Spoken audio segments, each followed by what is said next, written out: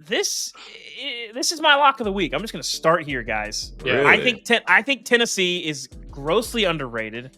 I think NC State perhaps maybe a little bit overrated. They're an okay team, but I think Tennessee, they might be one of the 5 or 6 best teams in the country in my mind. And Nico Iamaleava, They're the guy real that deal. They're the real deal. it is. I think they're just a team that we're still kind of sleeping on, even though they're still sitting there in the top 15. Damien, what are you watching for in this game? I want to see if Grayson McCall and this North Carolina State offense can bounce back in a big way, because I was kind of disappointed watching them last week. I didn't think they were as effective as they should have been. Granted, they made plays to win. Concepcion, he had 9 receptions, 120 yards, 3 touchdowns. But at the end of the day, I did not think Grayson McCall was efficient enough. I did not think that they did enough against an FCS team. I'm really excited to see this defensive front 7 from Tennessee. I think they're one of the most elite front 7s in the country.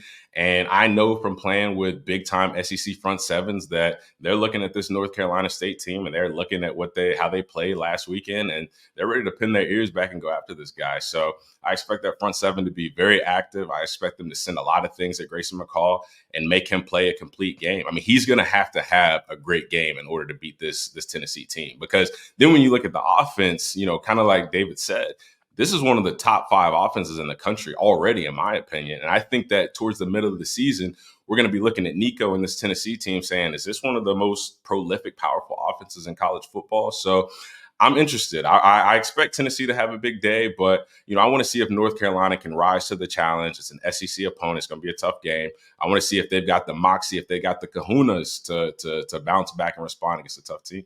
Yeah, Ubben, you've been down on NC State since the offseason. A lot of people were picking them as maybe like ACC dark horse type of stuff, but you didn't quite believe in that. And I got to say, week 1, you were right, essentially. I think there were a lot of concerns you saw with Grayson McCall. The arm strength, not great. He's playing in an offense. It's not the Jamie Chadwell stuff that he was doing really well in. So we'll see. Maybe week 2 things go a little bit better. But I mean, lock of the week 7.5. I'm with you. I'm surprised it's not higher with the points that Tennessee puts up. The over under here is 61.5, which kind of feels low as well.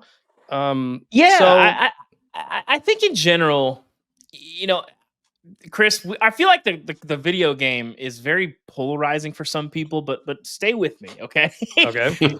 Listen, I've been in tune with this offense going back to the Art Browse days at Baylor. I understand how this offense works, and you kind of hear about, the splits and all that stuff. But I will say, facing off against the veer and shoot in CFB 25, you get a better sense of exactly what that looks like. You cannot disguise anything because it's so wide. You know what's coming. If you try to disguise, you're going to be out of position. You're going to get burnt.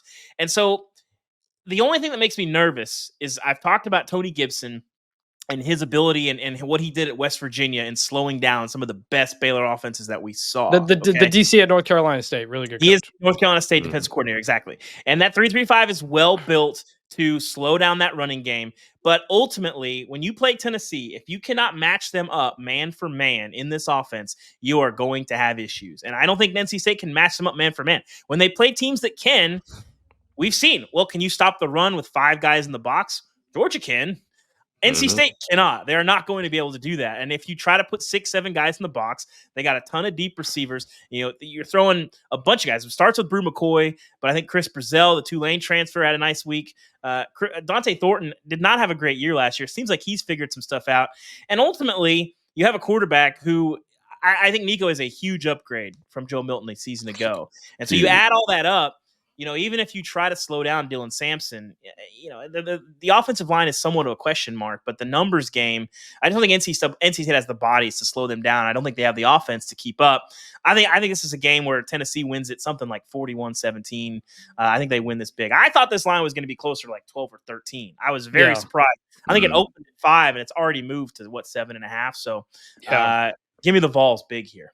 Yeah, I'm going Tennessee as well. It feels like it should be the type of performance that has everybody talking Tennessee top 10 at the end of the week. If you didn't see Nico in the bowl game, if you didn't see Nico in the first game because it was a nobody opponent, he's going to come onto the national stage in this game, I think, and everybody's going to start to learn how to pronounce Iamaleava, which Damien and I both practiced a lot saying. Iamaleava. How's that sound? How'd I do? Yeah, and it was good. We got it. If any of you guys want to try to disguise your coverage shells against the veer and shoot offense on CFB 25, you'll know what I'm talking about. You're gonna pay. You're gonna pay for it.